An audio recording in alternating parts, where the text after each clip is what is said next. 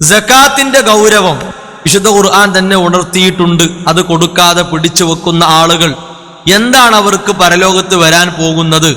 അല്ലാഹു സുബ്ഹാനഹു വ തആല അതിനെ അർഹിക്കുന്ന ഗൗരവത്തിലാണ് ഉണർത്തിയിട്ടുള്ളത്. വല്ലദീന യക്നിസൂന അദ്ദഹബ വൽ ഫിദ്ദ, സ്വർണവും വെള്ളിയുമൊക്കെ നിധി പോലെ സൂക്ഷിക്കുന്ന ആളുകൾ, ഇതൊക്കെ എനിക്കുള്ളതാണ്, എന്റേതാണ് എന്ന നിലക്ക്, വിലമതിക്കാനാകാത്ത സമ്പാദ്യമാണ് എന്ന നിലക്ക് ഒരു ഭാഗത്ത് സ്വരൂപിച്ച് കൂട്ടിക്കൊണ്ടു നടക്കുന്ന ആളുകൾ, വലാ യുൻഫിഖൂനഹാ ഫീ സബീലില്ലാഹ്, അള്ളാഹുവിന്റെ മാർഗത്തിൽ അത് ചെലവഴിക്കുന്നില്ല, അർഹതപ്പെട്ട ആളുകൾക്ക് അത് കൊടുക്കുന്നില്ല, അവന്റെ സ്വർണത്തിന്റെ വെള്ളിയുടെ നിശ്ചിത വിഹിതം അതിൽ നിന്ന് കൊടുക്കേണ്ട നിർബന്ധ ബാധ്യത കൊടുത്തു വിട്ടുന്നില്ല. ഫബശ്ശിറുഹും ബിഅദാബിൻ അലീം, അവർക്ക് വേദനയേറിയ സഹിക്കാനാകാത്ത ശിക്ഷയുണ്ട് എന്ന് സന്തോഷവാർത്ത കൊടുക്കുക റസൂലുള്ളാഹി സ്വല്ലല്ലാഹു അലൈഹി വസല്ലമയോട് അല്ലാഹു സുബ്ഹാനഹു വ തആല അറിയിക്കുകയാണ്. നോക്കൂ നിങ്ങൾ, വേദന എന്നത് ഒരിക്കലും നമുക്ക് സന്തോഷമുണ്ടാക്കുന്ന ഒരു കാര്യമല്ല. അങ്ങനെ ആരും പറയില്ല വേദന എനിക്ക് ഭയങ്കര സന്തോഷമാണ്, ഭയങ്കര ആനന്ദമാണ് എന്നാരും പറയില്ല. വേദനയുടെ ഒരു പ്രകൃതം അതാണ്. വേദനയുള്ള ശിക്ഷ കൊണ്ട് സന്തോഷവാർത്ത അറിയിക്കുക പ്രവാചകരെ എന്ന് പറയുമ്പോൾ അതിൽ എല്ലാം ഉണ്ട്. അഥവാ എല്ലാ അർത്ഥത്തിലും അവർക്ക് നാശമാണ്, അവർക്ക് ഇളിഭ്യതയാണ്, ഒരു പരിഹാസം അവർ അനുഭവിക്കാൻ പോവുകയാണ്.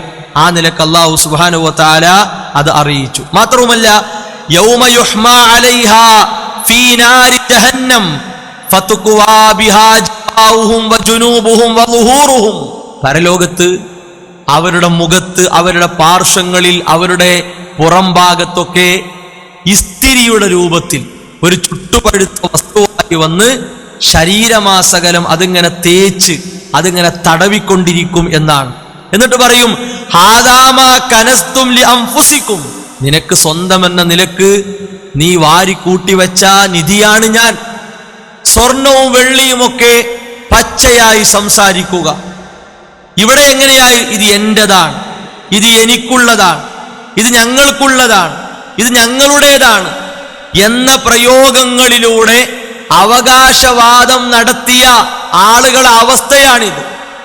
പരലോകത്ത് അവരോട് പച്ചയായി പറയും, നിനക്ക് വേണ്ടിയല്ലേ നീ എന്നെ സമ്പാദിച്ചത്, നിനക്ക് വേണ്ടിയല്ലേ നീ എന്നെ സ്വരൂപിച്ചത്, അതുകൊണ്ട് നിനക്ക് അർഹതപ്പെട്ട ചൂട് ശിക്ഷ ഞാൻ തരികയാണ്. നരകശിക്ഷ അല്ലാഹു സുബ്ഹാനഹു വ തആല അവർക്ക് ഒരുക്കിയിട്ടുണ്ട് എന്നാണ്. ഫദൂഖൂ മാ കുൻതും തക്നിസൂൻ, നിങ്ങൾ നിധിയായി സ്വരൂപിച്ചതുകൊണ്ട് നന്നായി നിങ്ങൾ സുഖിച്ചോളൂ, നന്നായി നിങ്ങൾ ആസ്വദിച്ചോളൂ. പരലോകത്ത് വെച്ച് അല്ലാഹു സുബ്ഹാനഹു വ തആല പറയും. ഇതിന്റെ മറ്റൊരു വശം നോക്കൂ നിങ്ങൾ. ഇവിടെ ദുന്യാവിൽ എല്ലാ സുഖത്തിനും വേണ്ടിയാണല്ലോ ഇതൊക്കെ സമ്പാദിച്ചു കൂട്ടിയത്. ദുന്യാവിലെ സമാധാനത്തിനും സ്വസ്ഥതക്കും വേണ്ടിയാണല്ലോ ഇതൊക്കെ വാരിക്കൂട്ടിയത്. ഇവിടെ ആസ്വദിക്കാനും ആനന്ദിക്കാനും വേണ്ടിയാണല്ലോ സ്വർണവും വെള്ളിയുമാകുന്ന ചരക്കുകളെ നമ്മുടേതാക്കി വെച്ചത്. അതേ ആളുകളോട് അല്ലാഹു സുബ്ഹാനഹു വ തആല പരലോകത്ത് വെച്ച് പറയും, നന്നായി സുഖിച്ചോ, നന്നായി ആനന്ദിച്ചോ, നന്നായി സുഖമെടുത്തോ. എന്തുകൊണ്ട്? കത്തിജ്വലിക്കുന്ന നരകത്തീ കൊണ്ടാണ്. എന്ത് സുഖ സഹോദരങ്ങളെ തീ കൊണ്ടുണ്ടാകുക? ഇവിടെ ദുന്യാവിൽ നരകച്ചൂടിന്റെ ഒരംശം അതാണ് നമ്മൾ അനുഭവിക്കുന്നത്. സൂര്യന്റെ അതികഠിനമായ ചൂട്, ആ ചൂടത്ത് മര്യാദക്ക് പണിയെടുക്കാൻ പറ്റാത്തവരാണ് നമ്മൾ. ആ ചൂട് സഹിച്ച് മര്യാദക്ക് യാത്ര പോകാൻ സാധിക്കാത്തവരാണ് നമ്മൾ. എന്തിന്? ആ പകൽ സമയത്ത് സൂര്യന്റെ ചൂട് കൊണ്ട് നമ്മുടെ വീട് ചുട്ടു പഴുത്ത് കിടക്കുന്നു.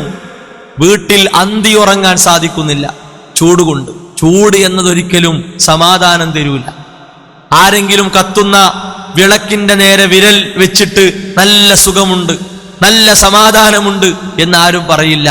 ഭ്രാന്തുള്ളവർ ഒരുപക്ഷെ ചെയ്തേക്കാം, അവർ അങ്ങനെ പറഞ്ഞേക്കാം. വിവേകമുള്ള ഒരാളും അത് ചെയ്യൂല, പറയൂല. അപ്പൊ എന്താണ് ഈ സുഖം? അല്ലാഹു ഒരുക്കിയിട്ടുള്ള ശിക്ഷ. ആ ശിക്ഷ കൊണ്ട് നിന്ദ്യതയാണ്, അവഗണനയാണ്, പരിഹാസമാണ് പരലോകത്ത് വരാനുള്ളത്. അതുകൊണ്ട് സകാത്ത് എന്ന നിർബന്ധ ബാധ്യതയെ ഒരിക്കലും നമ്മൾ വിസ്മരിക്കാൻ പാടില്ല.